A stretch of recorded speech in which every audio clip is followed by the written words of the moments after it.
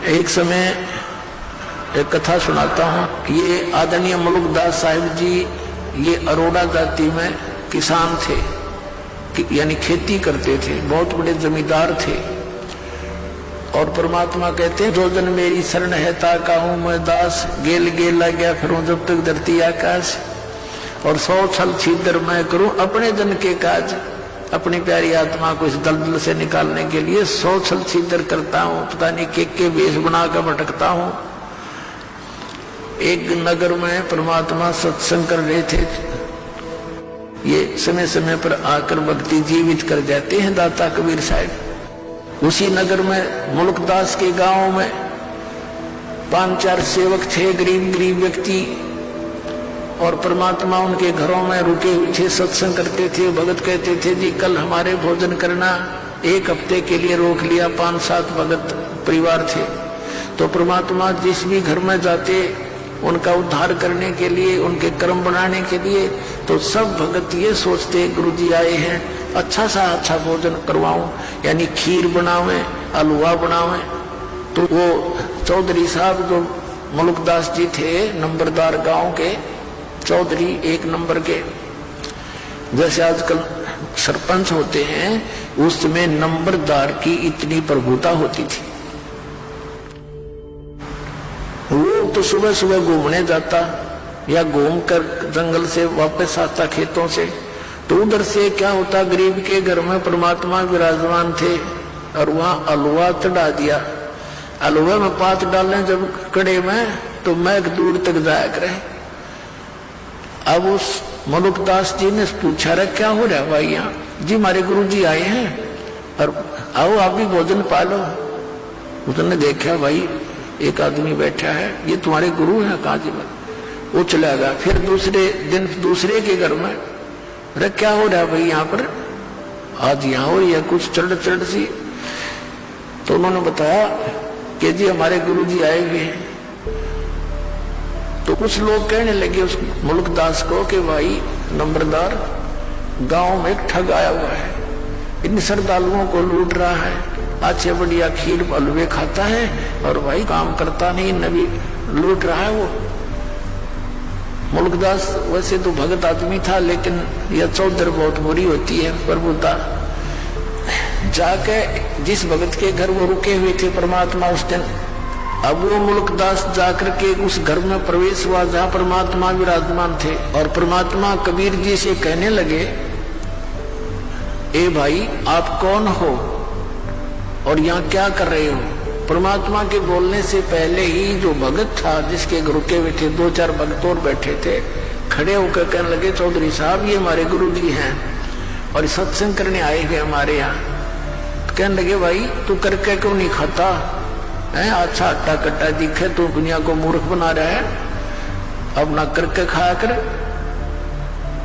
तो परमात्मा कहने लगे भाई मुझे तो बिना करे मिल जाए, चौधरी साहब मुझे तो बगैर काम किए ही दे रहा है भगवान।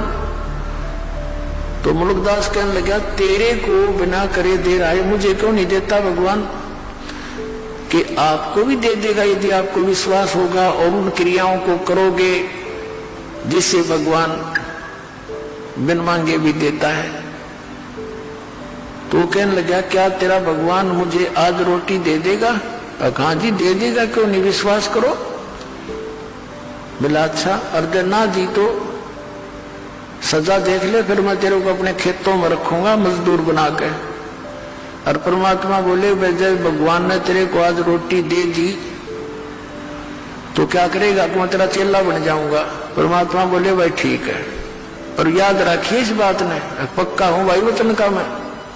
मुलुकदास जी बोले, मुलुकदास जी का खेत थे पूर्व में, उसका अपना खेत था पूर्व में, और चला गया पश्चिम में दूसरे गांव की सीमा में। वहां एक पेड़ के ऊपर बैठ गया जाकर, अब देखूंगा या मैंने कौन खाना खिला देगा। अब क्या हुआ, ये गडरिये होते हैं बकरी भेड़ पालने वाले, उनका कोई त्योहार था। उन्होंने सलाह बनाई कि भाई इस वृक्ष के नीचे खीर बना लो। एक आधी गाय भी उनके साथ थी लागड़। हम इतने बकरियां चराते हैं, वो बकरियां चराने के लिए, गाय चराने के लिए आगे को ले गए काफी दूर। और एक दो भगत की सेवा लगा के वो वहां उसी वर्ष के नीचे खीर बनाने लगे। उन्होंने लकड़ लुकड़ तोड़ कर चूल्हा बनाकर और वो खीर बना दी। खीर बन चुकी थी, इतने में क्या देखा उन्होंने कि कुछ घोड़ों पर व्यक्ति आ रहे हैं, दूर से धूल उठ रही है, तेजी से दौड़े आ रहे हैं। उनको पता होता था जंगली लोगों को कि इस तरह की जब कोई आता है वो डाकू होते हैं। वो भाग के डर कर बनी बनाई खीर छोड़कर वो वहां भाग गया अपने मित्रों के पास, जहां उनके दूसरे बकरियों वाले थे। तो उधर से वो घोड़े वाले आकर, बड़ा बढ़िया वृक्ष था उसके नीचे वो खड़े हुए, रुक जाओ थोड़ी देर यहाँ। एक कहने लगा रही इसमें क्या बना रहा है, ये क्या है देखियो। उनका सरदार बोला, एक डाकू नीचे उतरा जी, इसमें तो खीर है। वो समझ गए, डरता भाग गया होगा कोई तुम्हारे को देखकर, और खीर बना रखी। तो भाई और कहने लगे दूसरे डाकू के, उस्ताद भूख लग रही है, ला खिला इसने। एक उनमें समझदार साहब बोला, अरे भाई कदे कोई जहर मिला गया हो, कोई साजिश हो, किसी ने खिला के देख लो। उन्हीं में से एक बोला, भाई वो कहाँ गया होगा, यहीं की तो छुप रहा होगा, तो ढूंढ लो उनने और उसी को खिलाएंगे। अब वो देखा इधर उधर बोधरे आसपास के झाड़ों ढूंढों में, एक ने ऊपर देखा, अगर वो बैठा। उन्होंने सोचा डरता चढ़ गया ऊपर ही। तो उन्होंने कहा, भाई नीचे आ जा, कौन है तू? वो कहने लगा, ना मैं नहीं आऊं नीचे। उसने जो ना करा था डाकू है। उन्होंने सोचा पूरा चलते होंगे। उनका शक हो गया कि भाई वो गड़बड़ है कुछ ना कुछ, नीचे क्यों नहीं आता, नीचे आओ है तेरे मारे गोली। जब उन गोली दिखी तो सट दे ही नीचे, मारेंगे तो भाई। 1 मिनट में नीचे बैठ के बोलो जी अब ये खीर खा।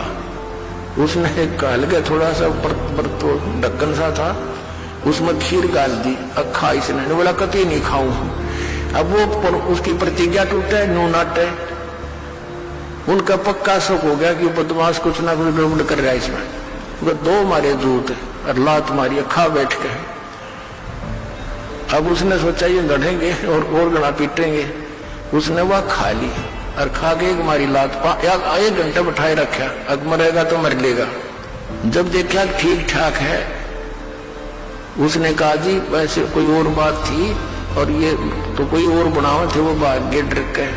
तो बोला तो भाग यहाँ से, उसका मारी लाते को भाग लिया।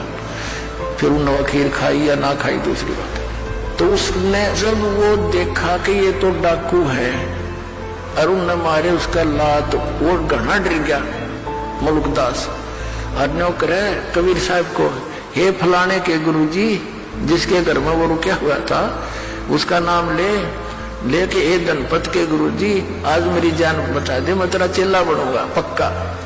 अब मालिक ने उसकी फड़क भी काटनी थी और वो वहां भी भरवानी थी।